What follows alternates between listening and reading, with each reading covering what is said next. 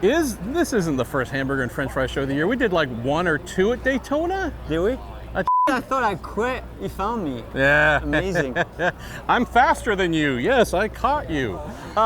Hey, so we're doing our end of day video for Thursday, first day of action for the WeatherTech Sports Car Championship. Okay, hang on.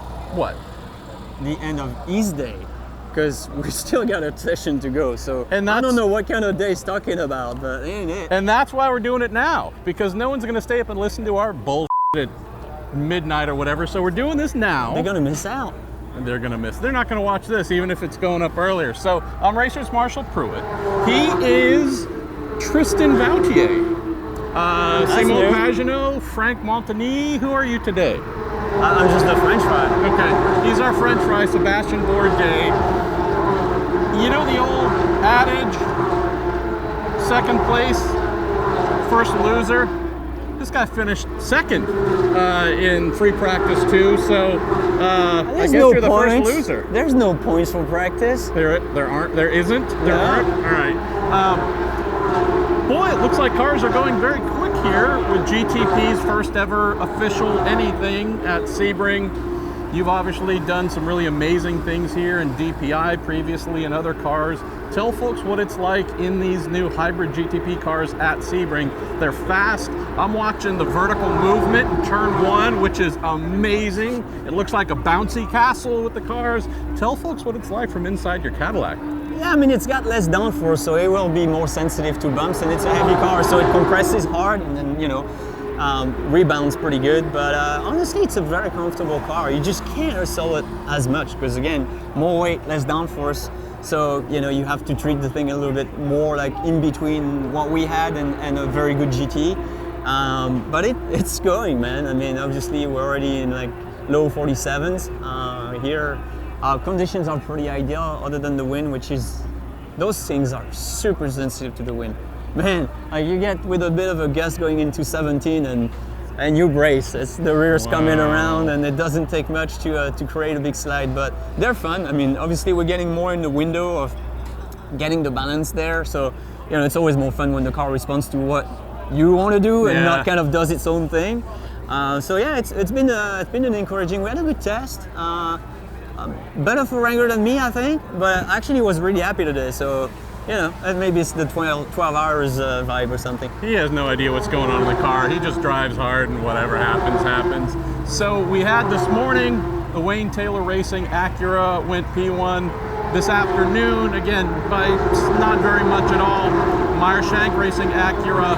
If there's anything that's impressed me so far, Seb, it's the GTP cars we expect to be close, seem to be pretty close. Couple maybe with a little bit of work still left to do, but competitiveness-wise, I know you want to be out front by 5 seconds, but still, it seems like the BOP is somewhere in the window? I mean, I think if you look at Daytona, like you could say that it is refining the way we do lap time to each other, but I mean, they need data. They need to be able to see what it is how the cars respond to weight and power, because there's been some, few adjustments. I think you posted the BOP tables a few days ago. So I'd say for us, we're maybe hoping to see more of a power thing, because it seemed like acceleration was our biggest weakness. But there's also stuff that we need to work on our end, on like controls, make sure that we get to the power limit without triggering the torque limit, which right now we're struggling a little bit. Every time we try to get there, we kind of get penalties. So they're working really hard at the back over there, trying to get the controls under, close scrutiny, just to be able to run the very, very top and not get penalized.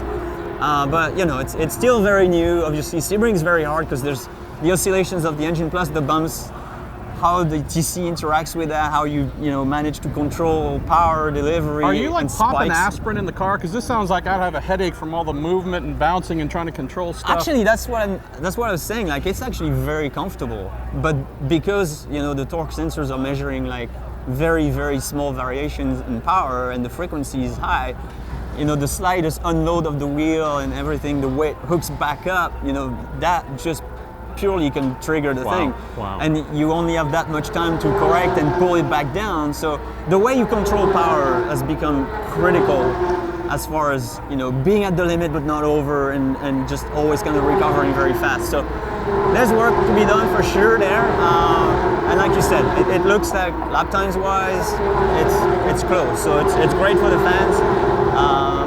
And we'll see where we end up tomorrow, and obviously a long day of racing on Saturday. Yeah, well, great that we had a mostly clean second practice session. This morning, not so much. We had Wayne Taylor Racing try to leave their pit box at the start of the session. Nope. Car stalled again, then had to push the thing back. Then they sat for it felt like forever, trying to get to the heart of the issue. We had, a BMW hit the wall. We had a Porsche. The 60 stuck on track. Yeah. Somewhat of a bit of the same.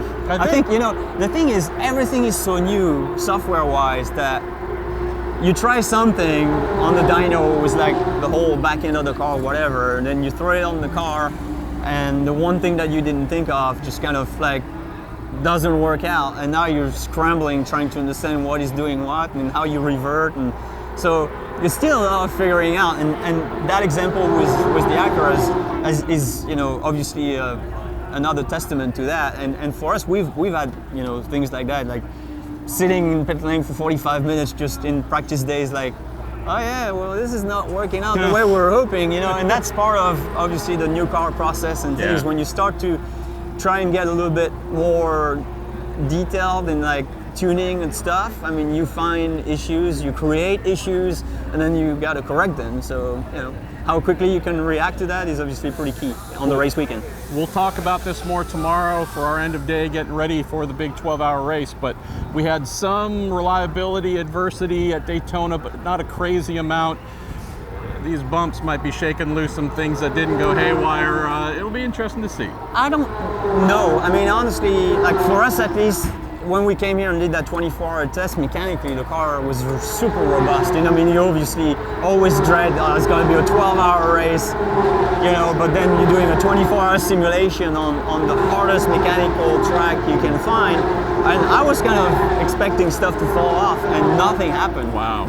All we had was a couple of misreads on the sensors and things going bad electronically and whatever.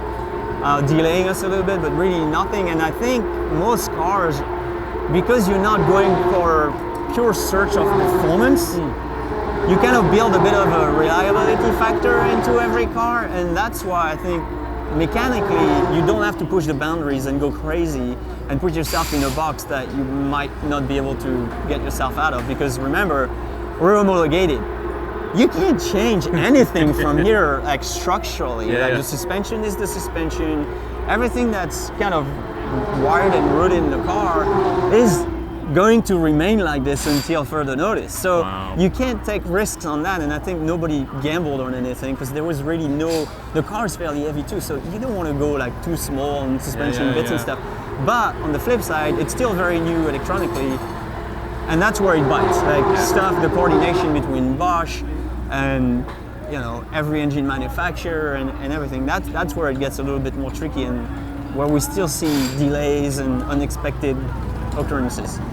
Electronic ghosts in the machine might be going poof on Saturday. Hopefully not. Well, hopefully not for we the had that here. Last year after the start, so hopefully we ate our black bread, like we say in French.